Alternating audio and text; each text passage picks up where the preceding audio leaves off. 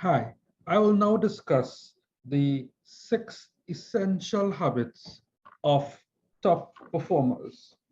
So top performers in any industry, and no matter what segment in business you are operating in, there are 6 essential habits that set you apart from low performing and high performing sales reps.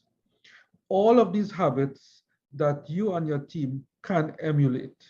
The key is to develop all 6, meaning to work on them on a daily basis. Sometimes you'll be working on one of the habit more than the others, but don't ever stop working on these habits. And eventually they will become second nature and you will never forget how to do them.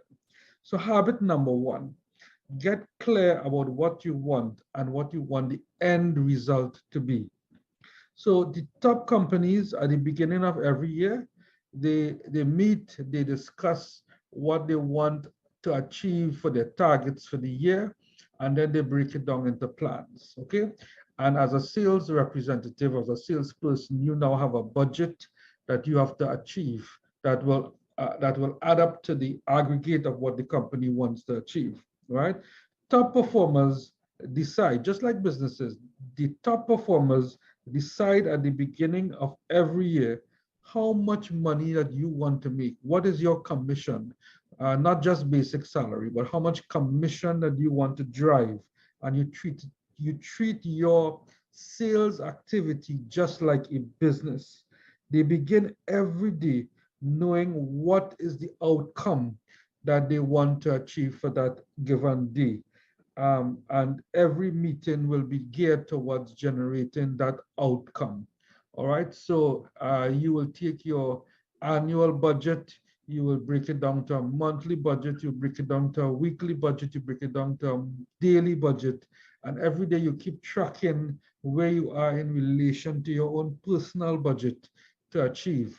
Okay, and this is always set with the intention to exceed what the company gives you, right? They begin every week, every month, every quarter with a clear picture on how it's going to end. They focus on a series of predetermined outcomes, and there's immense power in clear intentions because in many cases, as you may find, a faster route to the outcome. Habit number 2, believe in the power of certainty. There's a clear and visible difference between genuine intent to serve our customers, to help our customers grow, versus our intention to get a sale and get a commission. So whilst you have a clear intention as to how much commission you want to make in habit number 1, habit number 2 is focus on delivery of the best value to the customer, and that will drive the sale, and the sale will drive your commission. Okay, so when you commit to achieving your objective, figure out how many people at the highest level that you're going to serve. You gain confidence in your product and your ability to provide your customers when you provide the best service. You become determined to serve others, and that determination will become part of your mindset. That internalization, that internalized commitment will be visible in your actions and your conversations and presentations. Confidence and enthusiasm is very, very contagious. Habit number 3, always be prospecting. Build your sales pipeline before it's empty. Don't ever let your pipeline go empty. In sales, that is a mortal, mortal sin. You always keep your pipeline full. Do not ever get comfortable with your pipeline, because what your pipeline is today, you will see the results of it not today, but 3 months down the road. So if you're okay today, you're living good, and you have sales taking place, and then you decline in your prospecting, then you will see the impact of that 3 months down the road, because that is how long some deals take to close. So you will feel the wrath of poor prospecting, not immediate, but 3 months down the road, or in some cases or some industries, even a longer time. So a sales drought is a reflection of lack of prospecting. So always be prospecting, always keep your pipeline full, right? The top performers in any industry have a pipeline that is boosted, right, on the front end by continually reaching out and being proactive. Habit number 4, do your homework and always be prepared. Always be prepared. Imagine going to an interview and not knowing anything about the company that you applied for. So let's say put that to practice with new customer prospecting. If you have new customer prospecting, make sure you spend the time before the meeting to research your customer, know everything there is to know about the company. You have internet, you have your personal network, you have other customers you can talk to. Any way, you have industry journals, okay? Anything you can do to do homework to ahead of your meeting, you will always be prepared. Not just customer meetings, but internal meetings as well. You want to show up.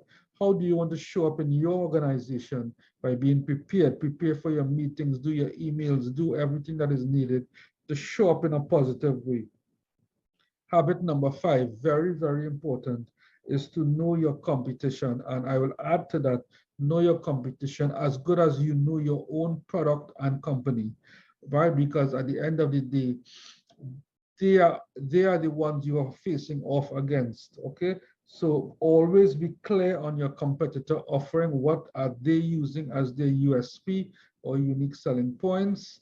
Analyze, try to find a chink in their armor so that you can work on when you are presenting to your customer, you can focus on your product first of all, but you can make comparisons to other brands and highlight their weaknesses and where you can add value that other competitors cannot. Last but not least, this I consider to be of platinum importance. When most sales reps, either they close a sale successfully or not successfully, they tend to move on. I use the term moveon.com. They just move on. That is wrong because in every situation, whether you fail or you succeed, there's lessons to be learned. So always stop and conduct a post-mortem review. And a post-mortem review is very simple. What went right? What you did that was right was really good. What you did that you could have done better at, and what recommendations you will make to yourself for future that you will not be, that you would have learned. And of course, the lessons learned in this situation. Sometimes even in a deal that we lose, there are some positive things that you could carry forward into your next sale process. And there are some things that, of course, we will not repeat in our next sales process. So these are the 6 key habits for all top performing sales representatives or sales executives or sales professionals. So I hope that you took some valuable notes and that you will be practicing some of these habits, all of these habits in your everyday.